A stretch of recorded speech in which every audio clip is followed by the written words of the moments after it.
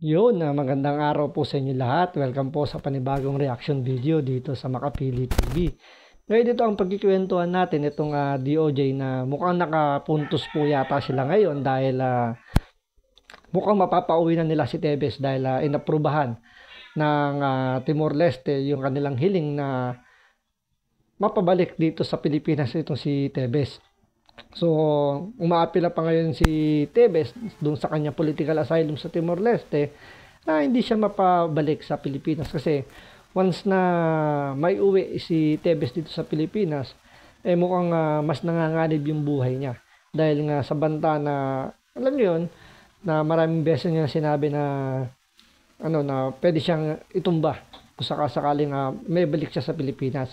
So, panoorin natin tong balitang to. Pero bago lahat, kung di ka pa nakasubscribe sa Makapili TV, baka pwede naman pakipindot yung subscribe button. At the same time, palike na rin ng video. Wala namang pong bayad dyan, kaya pindot na. So, ito, panoorin po natin tong balitang to.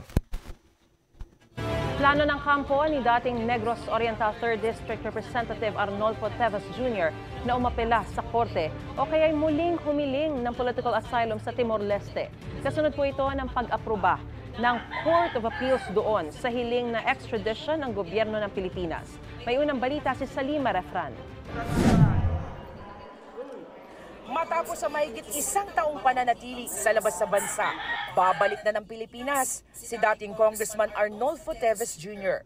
Pinagbigyan kasi ng Court of Appeals ng Timor-Leste ang hiling ng Pilipinas na extradition o pagpapabalik sa bansa kay Tevez.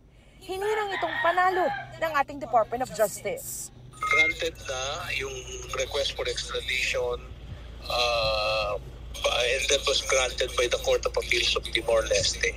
This was confirmed by the Prosecutor General of Timor-Leste, the Central Authority on Extradition Matters. Pero para magawa ito, kailangan munang maaresto muli si Tevez. Matatandaang mula sa pagkakakulong, inilagay sa house arrest si Tevez at kalaunan ay inalis rin dito sa bisa ng pinagbigyan habeas corpus petition ng korte doon. He would have... Mukhang masusunog na naman dito ang DOJ Kasi although base dito sa balita na naprubahan na ng Court of Appeals ng Timor-Leste yung request ng Pilipinas na mapabalik sa Pilipinas itong si dating Congressman Arnie Tevez.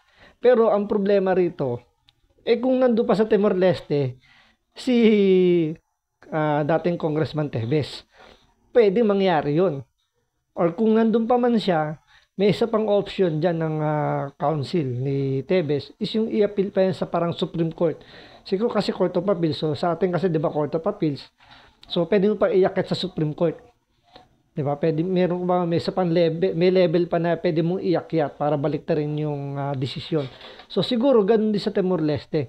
So posible may ganun din. So naglabas na naman yung DOJ na naman ng statement nila na kumbaga hindi pa 100% na talaga mapapauwi nila si Tevez. So, yun nga, base sa balita, kumbaga, kung nandun pa si Tevez sa Timor-Leste, pwedeng i-implement ng Timor-Leste yung request ng Pilipinas. Paano kung wala na sa Timor-Leste itong si Tevez? So, saan na naman nila hahanapin si Tevez? So, hindi na mag-i-effect yung extradition na yan kung nasa ibang bansa na uli si Tevez. Kasi siyempre yung request nila is para doon sa bansang Timor-Leste lang. Halimbawa, lumipat si Tevez ng Korea or kung saan bansa man yun. So, kailangan naman nila mag-apply ng panibagong extradition kung aaprobahan ng bansang yun. Kung wala namang kaso halimbawa, ito lang personal opinion. Halimbawa, wala namang mabigat na kaso si Tevez sa ganung bansa. So hindi pwedeng hindi yata hindi ko sigurado pero mukhang hindi yata nila pwedeng o hindi kaagad ganun kabilis na makakapag-request sila ng extradition ulit kay Tevez. So dito baka masunog na naman itong DOJ dahil sa mga nauunang statement na naman nila. So hindi na sila nadala o 'di ba parang wala silang kadala-dala.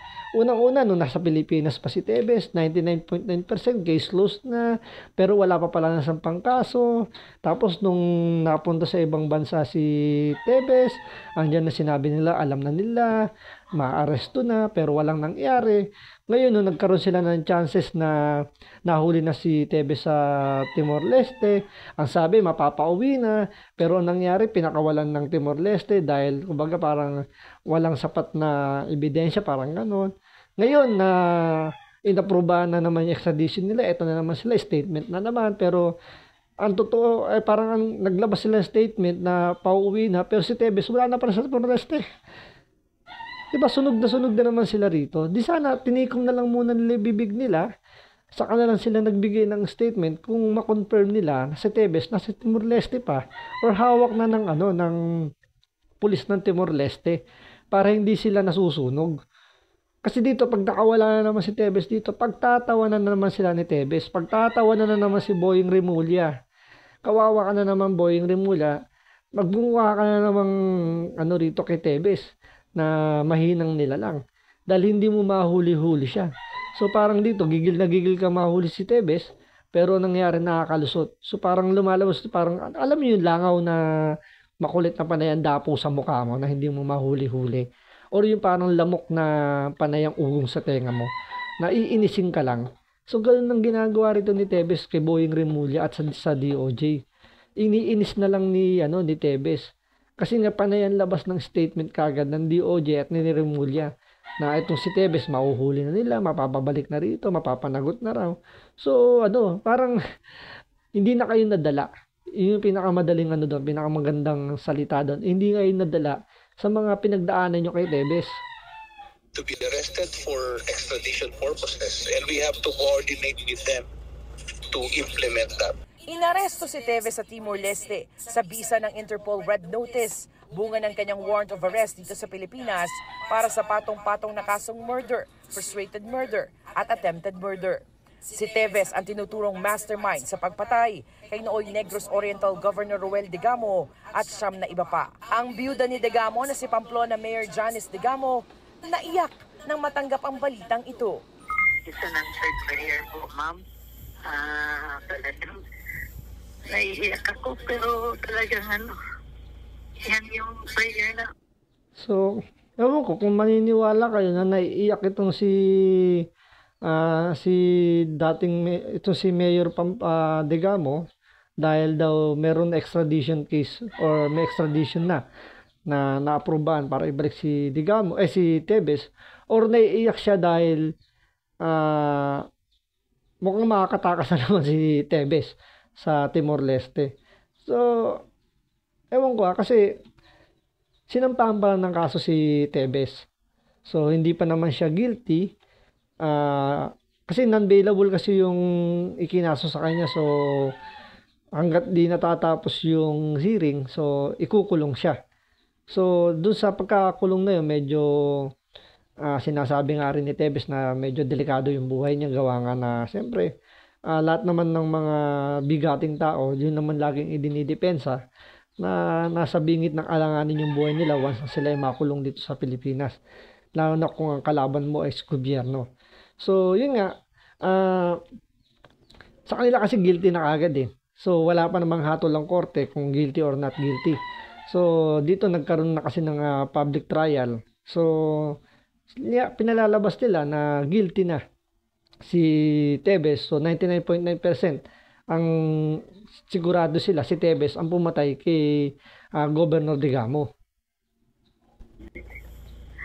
Nakakanagot talaga yung minsan na kami come home and face us, face court, face the people na talagang may ginawa nila ng masama. It is one step towards justice. Sabi ng kampo ni Tevez, iaapila nila ang desisyon ng korte. Maaari pa rin daw silang humingi ng political asylum. Ito ang unang balita. So yun, base na rin dito kay Attorney Ferdinand Topacio, iapila pa nila to sa korte ng ng Timor-Leste. So pwedeng mabaliktad pa. So dahil ito na naman naglabas ng statement ang DOJ. So pwede naman sila masunog. So hindi pa tapos yung laban. Kumbaga parang Pag tinamaan na naman to ng Lucky Punch, sila na naman ang tulog dito, back to zero na naman sila. So, kumbaga hindi na sila nadala. Kumbaga parang ang pinaka-moral lesson dito, bago kayo magbigay ng statement, make sure na hawak nyo na yung tao para hindi na kayo masusunog. Hindi yung labas kayo na labas ng statement, hindi nyo pa hawak yung tao. Diba may mga legal remedies pa yan na pwedeng gamitin. Na tulad yan, pwede pang i-apila. Court of Appeals pa lang yun.